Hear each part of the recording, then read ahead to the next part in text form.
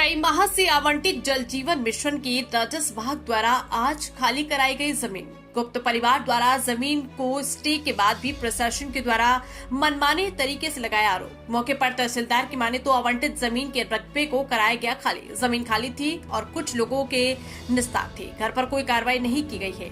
सीधी जिले में आज भी कई भाग हैं जो भवन विहीन हैं, जहां सरकार की महत्वाकांक्षी योजना जल जीवन मिशन भी उसी क्रम में दर बदर लग रही थी। वर्षों से प्रतीक्षा के बाद माह भर से जिला न्यायाधीश के आदेश पर तहसीलदार सहित राजस्व अमला पुलिस विभाग के कर्मचारियों के साथ मौके पर पहुंचा, जहां मुख्यालय से कुछ ही दूर कोतर कला स्थित शासकीय भूमि की आराजी नंबर को जल जीवन मिशन के अधिकारियों कर्मचारियों द्वारा खाली कर विभाग को सौंपा गया।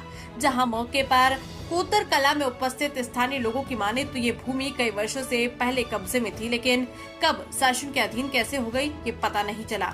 लेकिन उच्च न्यायालय द्वारा खाली कराई जा रही आराजी में स्टे दिया गया। तो वहीं मौके पर उपस्थित तहसीलदार से जब इस मामले में बात की गई तो उन्होंने जल जीवन को ये भूमि आवंटित की थी, जिसको लेकर आज कार्रवाई की गई। साथ ही किसी ऐसी जमीन जहाँ पर स्टे है उस पर कार्रवाई नहीं की गई है। कार्यवाही की गई है, जमीन पे प्रशासन द्वारा कब्जा लिया जा रहा है।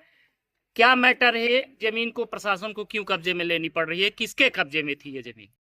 उत्तर खुर्द में शासकीय जमीन लगभग 6 एकड़ थी, जिसमें से 2 एकड़ जल निगम को कलेक्टर महोदय द्वारा आवंटित की गई है, जिसे जल निगम को सौंपा गया। में कितनी भूमि थी? 6 एकड़ के आसपास भूमि है।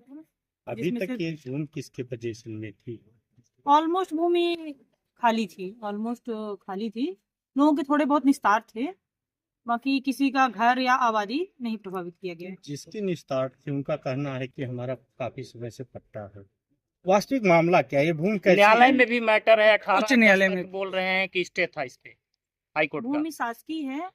जिस भूभाग का स्टे है उस भूभाग को प्रभावित नहीं किया गया है। कुल 6 एकड़ भूमि है, जिसमें मात्र 2 एकड़ का पोजीशन लिया गया है।